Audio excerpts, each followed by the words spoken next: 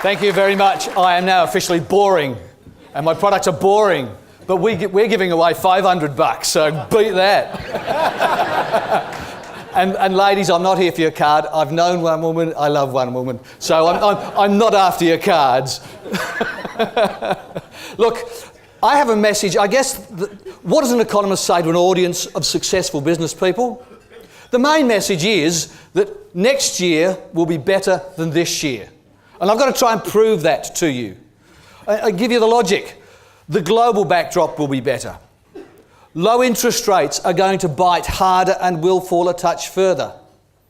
The low dollar will help Alistair's business. It's cruelled him for the last 2 years. It's been tough.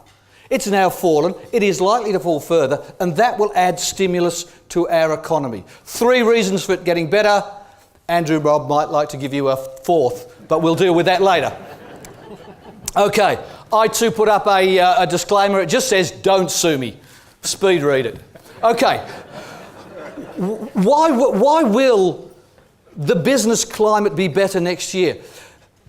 You can pedal as hard as you like, but if the Americans go backwards, you will struggle more than you normally do. And the Americans, they're moving forward at 3 miles an hour and going backwards at 1. They're doing very well in the job creation stakes. Manufacturing is actually moving back to America. Why? Cheap energy. They're going to be energy self-sufficient in 7 years' time. Think of the geopolitics of that. They lost 8.7 million jobs during what they called the Great Financial Recession. They've put on 7 million since then. Jobs are being created. Not enough to absorb all those who lost. That tells you something about wage structures in the United States. They don't have huge wage pressures. People would be happy to have a job. They're not looking for pay rises. They just want a job and some security.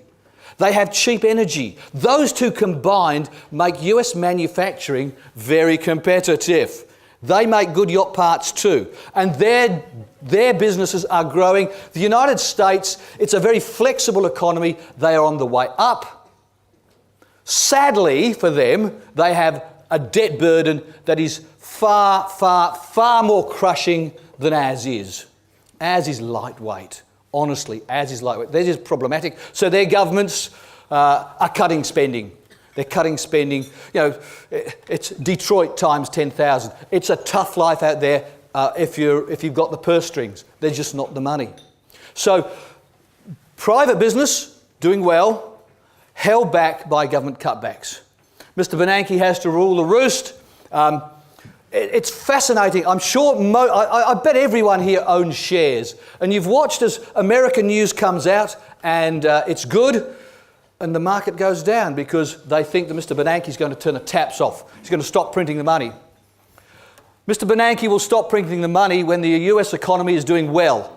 That's what we want. That's what will propel the Dow. That's what will propel the All Ords and share prices, which is what I think we all want. So the US doing okay. China, oh gosh, China's going to slow. It's terrible. It's only going to grow at 7%.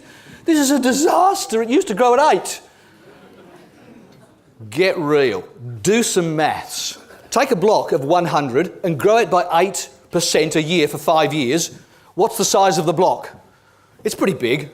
In the 6th year, 7% growth is bigger than the 8% of 5 years ago. That tells me that as China grows at 7%, it will want more than it used to. They're going to be buying our iron ore and all the other products that we will be selling them into the future. I do not worry about my kids' future. We are a smart nation. We have a good legal system. We are broadly well governed. We have potential. We have potential. And we live next to the fastest growing region on the planet. China is one of them. Yes, it'll have its hiccups. We've all seen the current affairs show on ghost towns and the problems that they have. They are pinpricks in a social revolution that is people coming out from the burden of communism, breathing fresh air and doing what they do best, trading.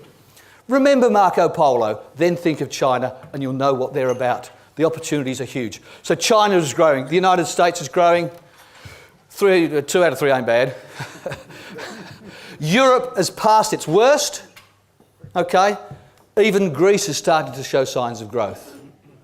Their credit rating has gone up from triple Z to triple R. Things are looking better. Things are looking better. The Germans are loving a weak euro. It helps their economy. They're showing signs of growth. They're sort of 2 years behind the United States. So the global backdrop isn't one of utter disaster that it was 5 years ago, when I actually retired and had to come back. Well, I felt the love. I wanted to come back. So the global backdrop will be better. It's not going to be a disastrous one. Don't ask me about Syria. I don't want to go there. Okay, what about us? Miserable lot you are. Miserable. This is business sentiment. Why? Feet in red tape, can't get things done, things not going well. I get the feeling business sentiment will change shortly, okay? And you're the folk who employ people. So if you're feeling better, you'll be more inclined to employ people. That will make more people want to spend in the various businesses, and off we go for a better 2014. That will change, I suggest. Consumers, on the other hand, are actually starting to feel a little better. The low interest rates have helped their mortgages. House prices have... Oh, I've got to have a slide on that. Yes, I do. Think about the things that drive sentiment. You know, I retired in 2000, ended 2008. Share market collapsed. I thought, oh gosh, this is a bit of a problem.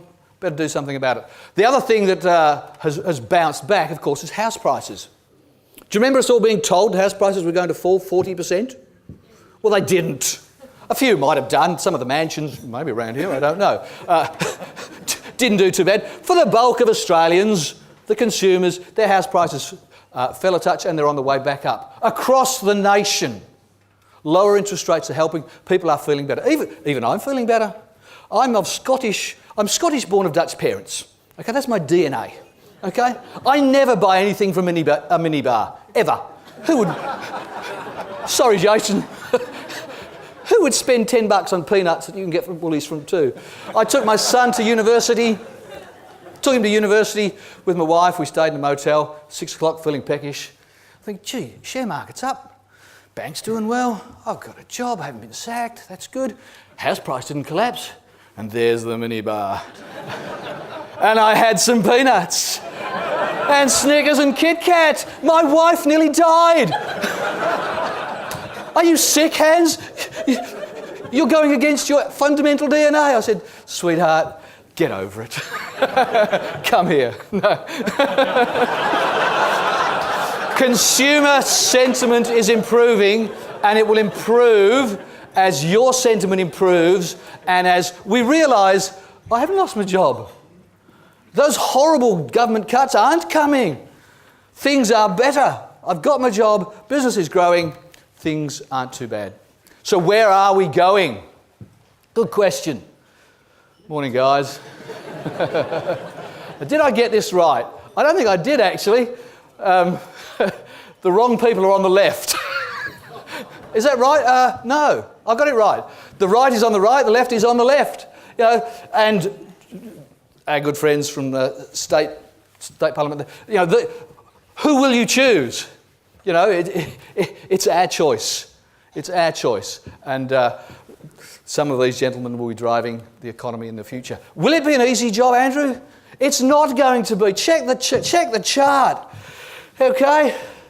This is the projected budget deficit for next year. You don't get rid of those easily. There's nothing left to sell. Peter Costello could sell Telstra and a few other bits and pieces. This time it's hard yards. Policy has to change to get the budget back in balance. That could mean tax hikes. It could mean cuts.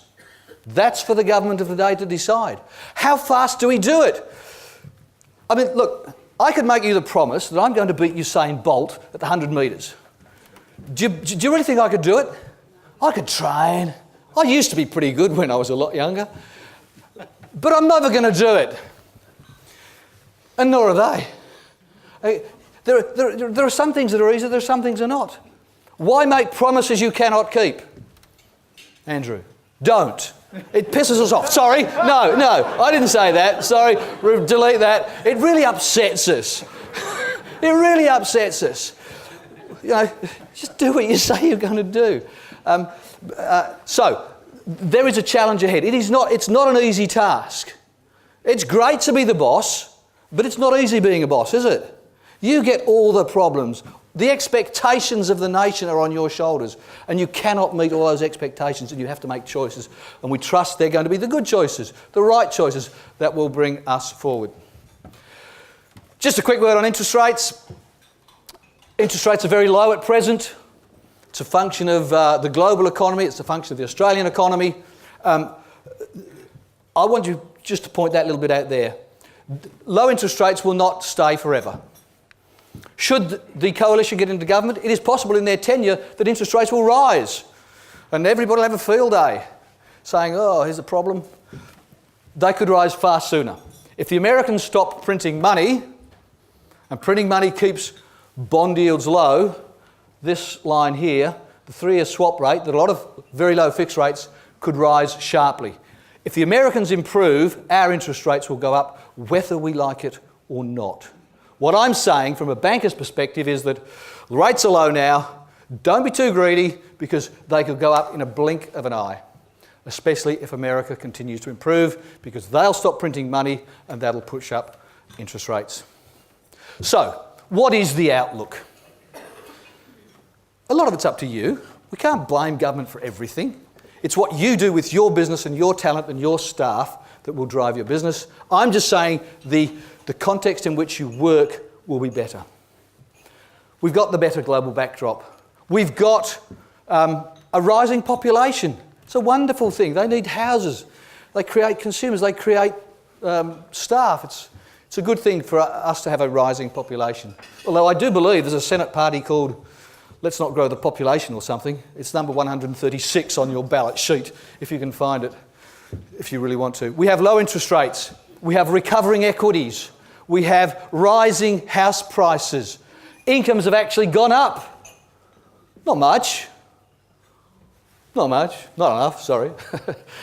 Consumer sentiment is up. We're having positive wealth effects. Okay? There is a lot of positive in our economy. Is it all good? As the 30-somethings say, it's all good, boss, don't worry, I'll fix up those $50 vouchers. Yeah, well, it ain't all good, let me tell you. There will be government cutbacks. There will be. Some things will have to go. You can't continue to spend beyond your means. The high dollar still continues to pose problems for some businesses. We think it will move a touch lower. Business sentiment is sluggish, soft. That is likely to change over the next few months. And the labour market is soft. You're just not hiring because you're a bit depressed. Well, focus on the positive. Be aware of the less positive. Continue to build your businesses. And let's look forward to what 2014 will bring. Thank you very much.